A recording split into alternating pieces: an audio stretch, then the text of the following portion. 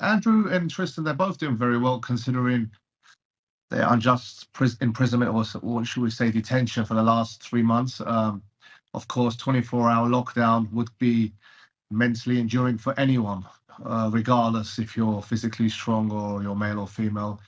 But he's keeping very positive. We spoke the night he was released, directly as soon as he was given his phone access back. He's kind of upset as well, disappointed, because obviously he knows there's no evidence. He was detained for so long, and he felt like it was just finally he could sleep in his own bed, have his own freedom to wear his own clothes, groom, practice Ramadan. As we know, he's a newly reverted Muslim. So small things he didn't get to experience during his detention in the cell. And he told me he was actually locked down for 24 hours, which is crazy to think about. So he really literally was in a cell doing push-ups, fitness, mentally pacing back and forth. And to be in a cell that long without connection to the outside world, it would be heavy on any human, in my opinion. But considering all those, Andrew has always, I mean, when he first used to tell me this, I took it with a bit of pinch of salt. But now I'm trying to be a believer too. He said, look, he was telling me this for a few years, and he said, look, first they'll cancel me. Secondly, they'll wrongfully imprison me, which they did.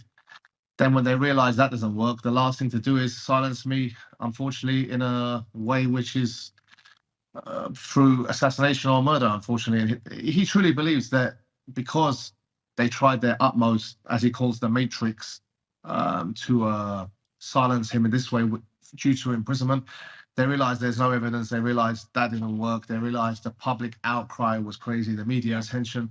So now he truly feels that he is kind of a public enemy number one. And he is not so much paranoid, but he is to the point where he's really being safe, and he's not really touching base with many people apart from his close circle. And I think he, once, inshallah, God willing, he's released fully and fully free, I think he will have a full-time security team on hand, because he really truly believes that's next.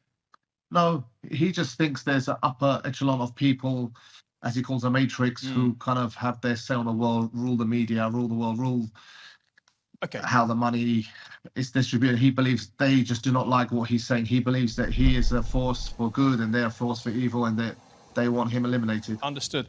Just keeping in contact with his team and lawyers, and we realized, like any country, any Western country, you need to bring some new evidence or something new to the table, to the judiciary, as they call it, to say, look, he should be extended for more days. If you're using the same weak evidence since day one and nothing's been brought to the table, and that evidence is not sufficient enough for the judiciary to formally charge them or put them to trial, then there is no reason to hold. It wasn't so much what has changed, it was that there's nothing has been brought to the table of any additional news or new evidence, and it's the same 17,000-page file which was thrown out basically by the judiciary, or not thrown out as to say, but it wasn't strong enough to hold them or put them to trial. So therefore the defense team said, look, if that's the case, why is he still in detainment? Why can't he be in house arrest at least? Why can't he have the freedom of sleeping in his own bed? And he's a well-known face. He's not going to be a travel hazard. He's not going to run away. The whole world knows him. He's the most Googled man on earth. Surely he can be on house arrest. And I think for once the appeal worked, and the new judges which reviewed it had them some sense to them, and really they did what was right.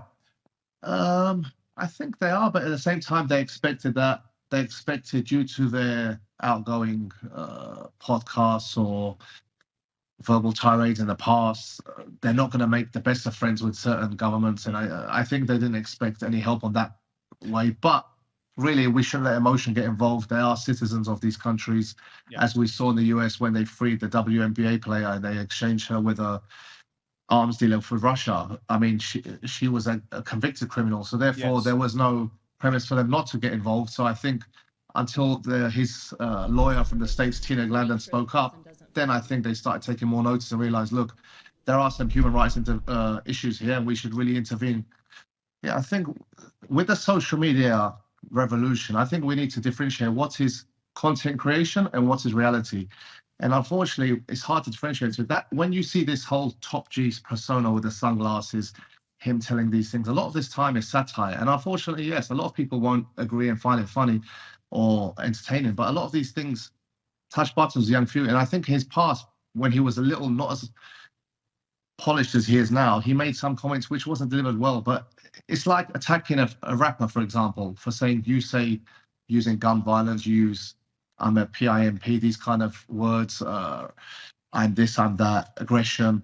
But yet we pay millions for them to come and perform in stadiums in the UK, yet we say drugs, gang violence is illegal. So it's where you draw the line. I think it's content creation and reality is two different things. And yes, I agree, some of the delivery was wrong and it's now is biting him in the back, but I truly know he's not guilty. And I think a lot of these things are, I mean, the lover boy method could be used on different scales. I mean, how many men try to impress a lady by saying certain things in normal everyday dating? How many women use filters on?